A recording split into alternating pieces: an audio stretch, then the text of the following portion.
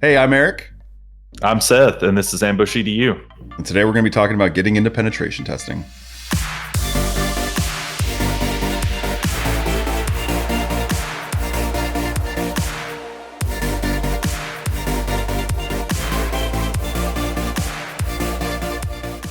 I don't know about you, Seth. I know that, multiple times, all the time, when I'm talking to people about what I do, if they know what the job is, oftentimes they're curious about it. How do you get into that? What does it take to kind of get there? And then on top of it, we've both interviewed people in the past and have been on the hiring end of this and know what it takes, what we're looking for when we do this kind of stuff, right?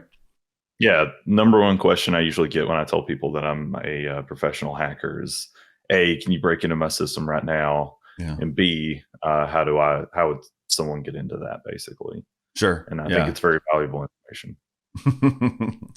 I I got one of those yesterday from a family member, being like, "Oh my god, I think I got hacked. Someone called me and I gave him my phone number, or my address or something." And it was like, "You didn't get hacked. Someone's trying to scam you." But yeah, nonetheless, we definitely talk to people at conferences and different places, and a lot of people are interested in getting into this. I get people that reach out to me on LinkedIn, and oftentimes it's just like, hey, I've been doing this, but I don't know what to do. I don't know where to go next. I don't know what I should be learning. I don't know what I should be applying to. And so that's kind of our, I think, topic to conquer today. Yep, absolutely. And disclaimer, we are kind of approaching this from the perspective that if you're watching this video, you have a general understanding of how computers work and, I would say basic, maybe intermediate knowledge of, different types of operating systems and generally how to use a computer and other pieces of technology. Yeah, I would say that if you're just interested in pen testing as a job, but you know nothing about it really, this might not be the right video. But if you're kind of already on this course, on that path, this is probably a good place to continue down that path. Yep, Um, for sure. yeah, so let's start with the learning, the education phase, right? The before you're applying for anything, before you're doing anything, just where you're going to start off gaining the information and the knowledge you need, right? How do you feel about formal education? How do you feel about degrees and stuff? Yeah, so I mean, unlike a lot of other industries, you can actually become a penetration tester and other pieces of cybersecurity as well without a 4-year degree necessarily. That's always going to be a bonus for sure. I know, when I was getting started, obviously computer science degrees and that sort of thing's been around for a while, but there were no cybersecurity degrees necessarily like there are today. And while those do exist, it's kind of been my experience that they don't specifically focus on penetration testing either. Maybe a very small piece, 10% or less of that education is going to prepare you to be a penetration tester. Yeah, And so, really, most of it's going to come from third party learning that's not necessarily part of a 4-year degree. Wouldn't you say, Eric? yeah, I've definitely seen the same. When I talk to people who have finished up cybersecurity degrees, oftentimes, if they're applying for pen tester position or they're going down that route, they're always just like, I get sparked during that degree program. We had maybe 2 chapters and a couple classes that talked about this stuff, but it really sparked an excitement for me, and so I decided to pursue it on my own. But I've never heard anyone come out and say, I did a degree program that taught me all about pen testing, right? It's just not, I don't think it exists fully yet. Maybe someone has it, but haven't really seen it take off yet. Yep, absolutely. So, what do those learning resources look like in that case? A few things come to my mind. Um, Good old YouTube videos, available for free, much like we're doing today. Also, some not free, but heavily discounted options, I would say, like Udemy is a pretty popular online learning Yeah, Cybrary, platform. Coursera, stuff like that. Some of those courses are definitely, especially if you like find them on a sale day, right? And I don't know. I buy all my random courses when they're discounted from $150 down to 15, but there's definitely some decent content in there for sure. Yeah, And exactly. additionally, we have things like the different lab CTF type things, right? Like Try Hack Me, Hack the Box, Proving Grounds. I'm sure there are other ones that I'm just not thinking of right now. But those are fantastic places to practice skills, I'd say, and to learn new things and to kind of get a feel for what it's like to actually hack a box, if you will, right? Yeah, it's really, come a long way. I mean, when I was first starting to get into this, you either need to stand up your own lab internally or use your own equipment to try to test out some of these different techniques on, or frankly, do something illegal. Whereas now there's plenty of, either free or very affordable online platforms where you can actually practice some of the skills and techniques that you would use as a penetration tester. Yeah, I know when I was first starting learning a lot of the base knowledge I was young, right? I was 15 years old and started learning some of the security oriented bypasses, things like that, right? And security was a lot easier back then too, or like a lot worse. So hacking it was a lot easier. But none of this existed, right? Like I didn't even have Right. virtual machines. I mean, there was no option to. I couldn't even set up my own lab. I would have had to like buy a bunch of hardware, and so I mean, some of the times it was the only option was illegal stuff, right? So I think there's a lot of great resources today that I wish I had when I was younger, when I was first learning things. But people should be definitely taking advantage of those. What do you think about certs? I mean, a lot of people come to us and say, I don't think a degree is probably right for me here, or a focused degree toward, pen testing, obviously. But obviously, I need to show something. I need to have something for my resume. And so I get asked a lot, what cert should I get? Yeah, and that's a great question. Just like the learning resources, the free and discounted learning resources, like the videos we were talking about, certificates kind of are a broad range and aren't created equal as well. There are a few out there that are excellent. Some ranging from the very affordable, some ranging to the very expensive, and it really just depends on where your skill level is and what kinds of jobs you're going to be targeting. But as far as entry level certifications go, we see the certified ethical hacker certification quite a bit on job postings and that sort of thing. It's a pretty good resource for entry level, similar to the penetration testing plus. And then stepping up from that, you have things like the OSCP, which is very much not a handholdy certification. If you decide to take that on, there's a lot of self learning involved there. Um, and then all the way up through things like the GPEN and other SANS certifications, which are fantastic but can be very expensive. Yeah, I mean, I would agree, and I'd say that the resources and stuff, oftentimes, for you look at the GPEN. I think GPEN, like Sans course, is fantastic. I think it's really good at kind of like walking you through and doing stuff, and learning things. OSCP, like you said, more hands off, right? A little bit more like, hey, here's a little bit of information. Now go into a lab and practice. I think Yeah. they both have advantages, right? It does kind of depend on where you're at. Um, I will say this, and I don't know what your opinion is, but my feeling is that there's no cert that you're going to get that's going to mean you can pen test necessarily, right? Um, but they are good at getting through filters when it comes to the job application process, right? Of getting you in front of someone to show that you've put in some work, that you have something established, that you've done to, as a base level. And from those, I mean, oftentimes I would tell people like, don't stress out and go for the G Pen and spend $8,000 on training and exam. You can learn all that information literally for free. You can learn all the information in any of these certs for free. So generally what you're doing for your first cert, at least what you're likely trying to do is just get your foot in the door, right? Get past a filter, show that you have something.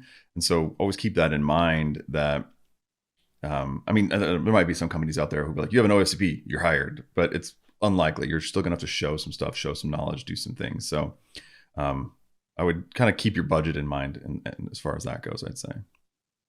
Yeah, absolutely. If you can get a company to pay for the GPIN, though, you should absolutely do that. Yeah, absolutely.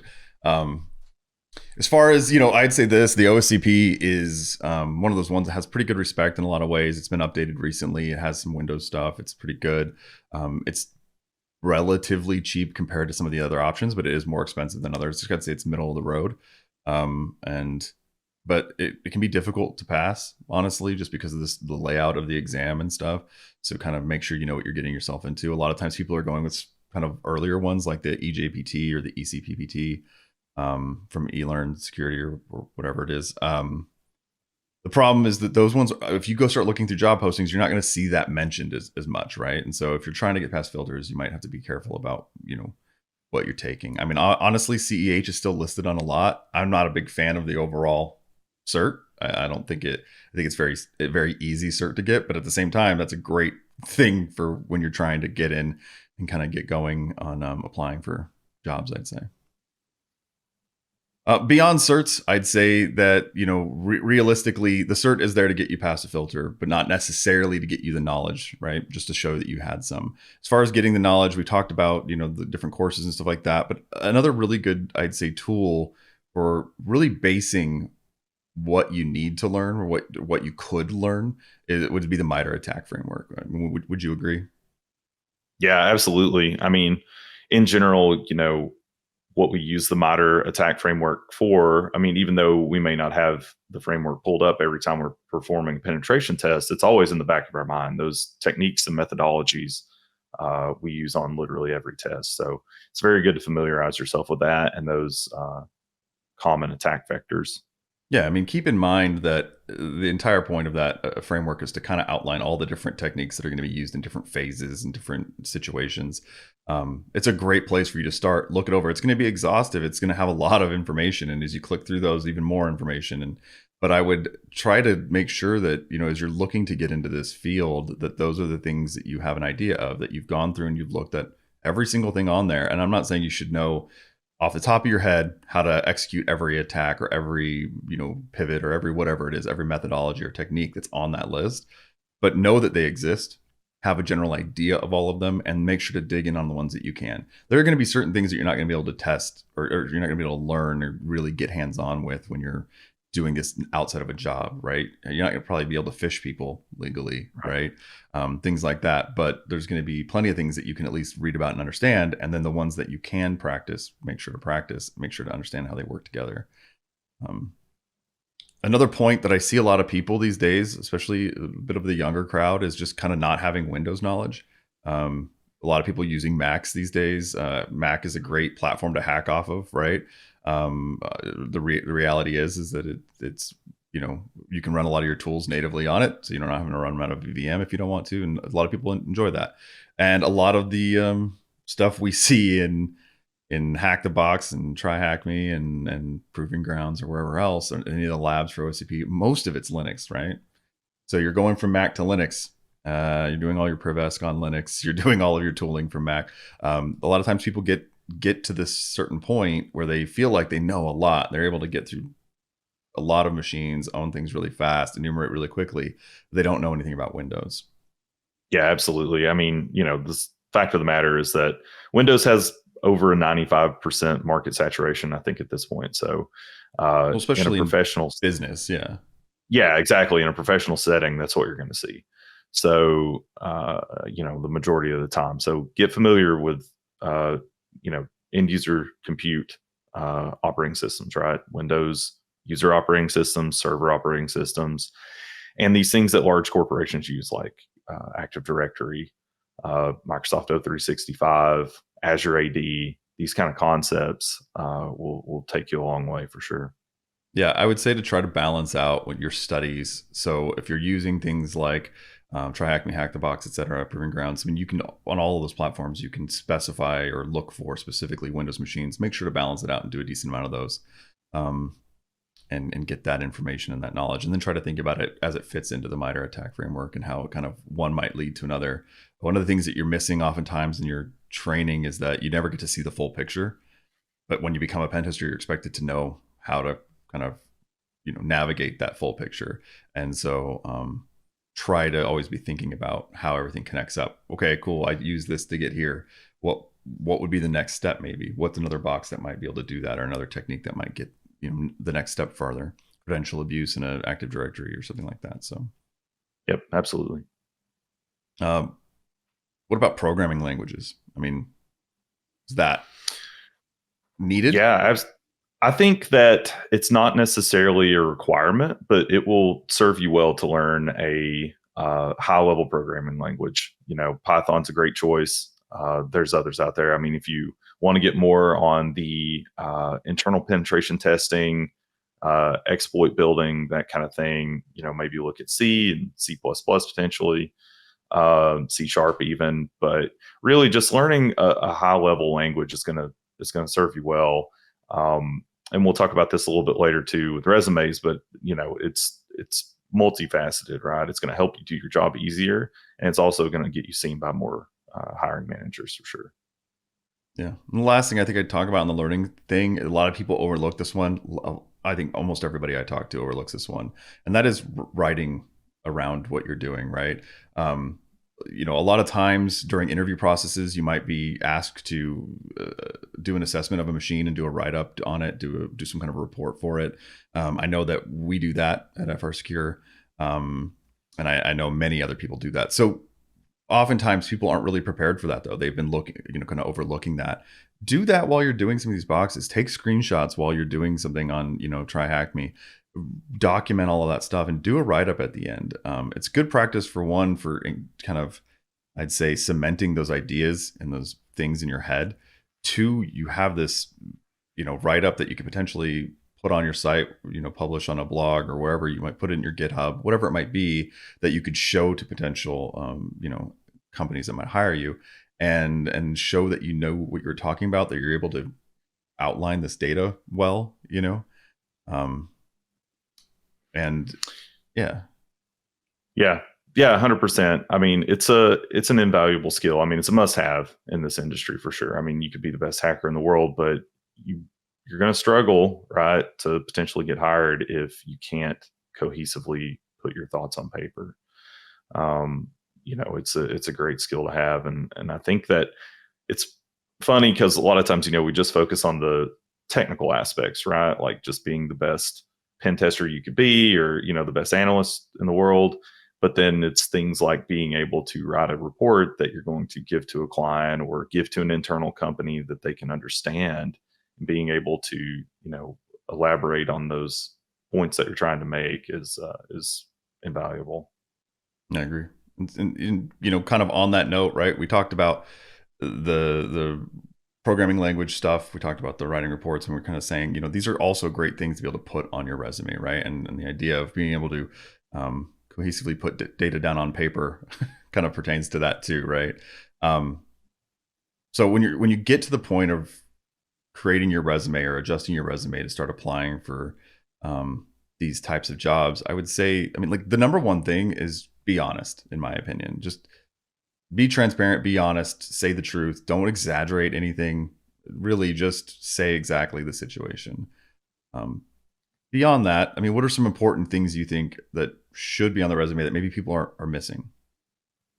Yeah. So I would say, we kind of alluded to it before, but building a portfolio of your work, consisting of things like sample reports that you have written for, Hack the Box, Try Hack Me, boxes from VulnHub or Proving Grounds, and treat them, almost like you would a real penetration test, and compile a report like you would be handing over to a client or someone in your organization. Those templates do exist out there. You can find them, whether they be real reports from actual vendors or just mock-ups, just to give you an idea of what that template may look like.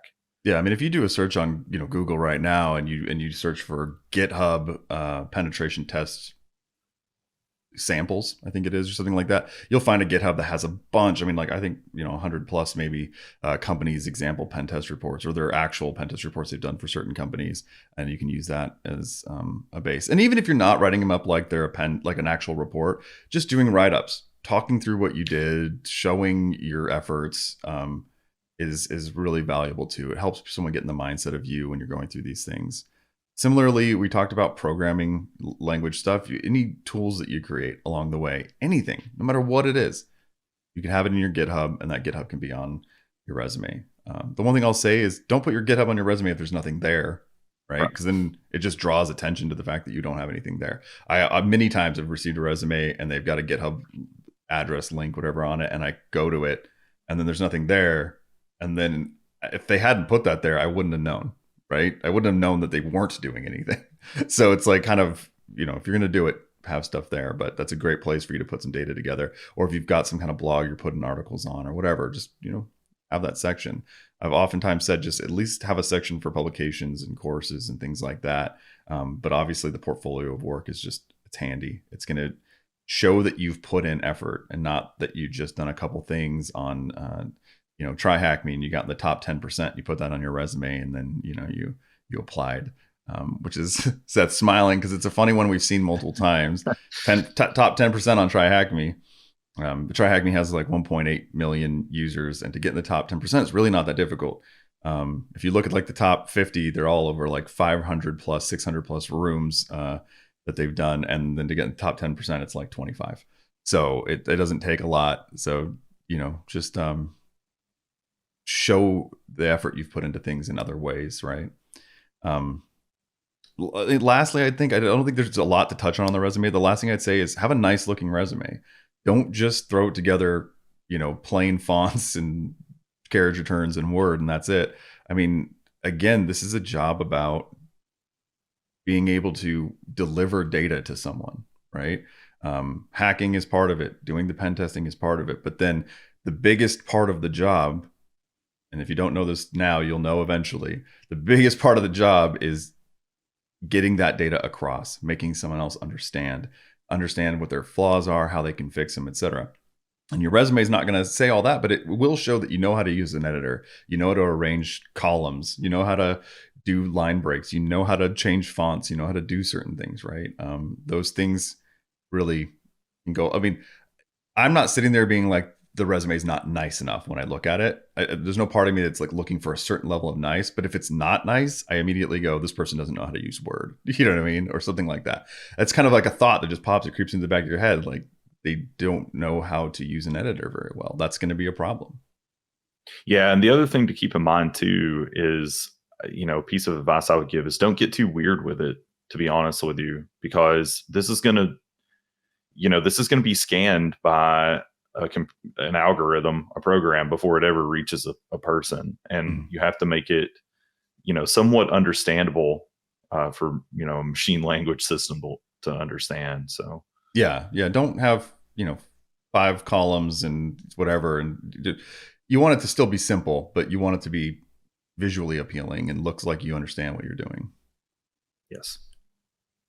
Once you got the resume out the way, application time, right? What jobs are you going to apply to? I mean, honestly, we've looked, we know what's out there. We know what our own postings look like, and they're not necessarily any different than this. We're not like bashing on other people, but the reality is most job postings are pretty, I mean, they just say pen tester, right? You don't know if it's entry level or not. It's kind of hard to find ones that say like junior pen tester or associate pen tester. Oftentimes they'll just say penetration tester.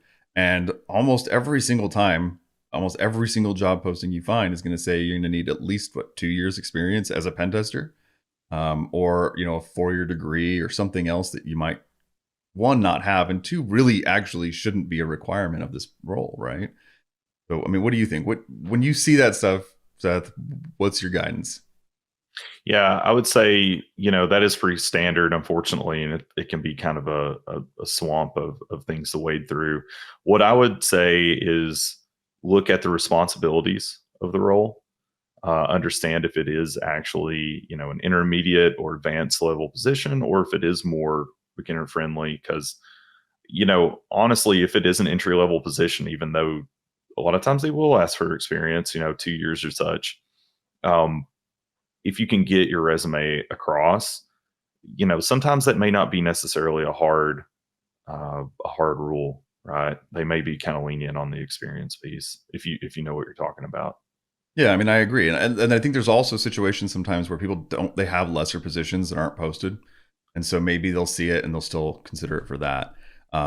My general recommendation is that yes, read the responsibilities for the role itself, understand those, kind of ignore the requirements to some extent, and apply. And just the worst generally that's going to happen is you don't get any response, right? Yeah, exactly. And that's okay. Maybe you'll still be in a system somewhere for something that opens later on that is more entry level, or maybe people are actually not really caring too much about that experience level thing, and you'll still get a call back. So That's kind of like the biggest thing, I think, is it just turns a lot of people off. They feel like they cannot find any jobs that are for entry level and based on those requirements. And I think just oftentimes they're inflated to kind of filter people out a little bit further and to try to reduce them from getting hundreds, thousands potentially of applications per week from people who, like to play video games and they know computers pretty good because they installed drivers last week. And so oftentimes you probably have a decent chance if you just put yourself out there a lot, just apply a lot. Yeah, absolutely. Um, all right, so let's say you've done all that, you got your resume on point, you applied to a bunch of different places, finally got a call back from one, you got an interview set up. And what are some pieces for that interview? I mean, I kind of the same thing I said on the resume. I'd say the number one is be honest.